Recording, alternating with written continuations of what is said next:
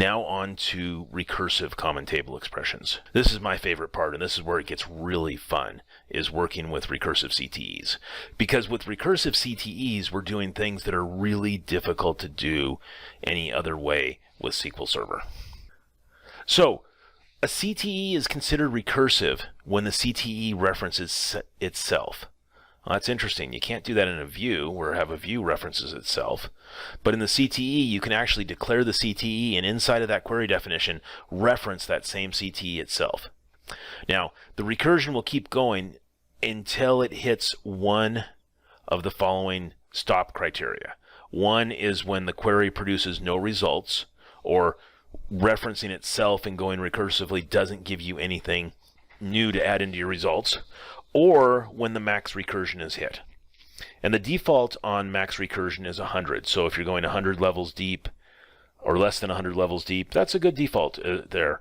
But if you have a query that you need to go more than 100 levels deep, you need to specify a different max recursion value. Now, I think the max you can specify is like 32,000 or somewhere around there, or you can specify 0, which implies no max recursion, which just says keep recursing until the query either produces no results or until the SQL Server runs out of memory, one or the other. And yes, I have run SQL Server out of memory on some pretty big systems, experimenting around with recursive CTEs. Some of the uses for recursive CTEs are hierarchical listing of categories. So we looked at our outdoor store, which had snow sports and ski equipment and camping and all those kind of things. And we were able to display a list of categories, but we weren't able to do anything to really put that into a hierarchy of what's a subcategory of another. They're great for recursive calculations, things like a Fibonacci sequence. Really fun to do with a CTE.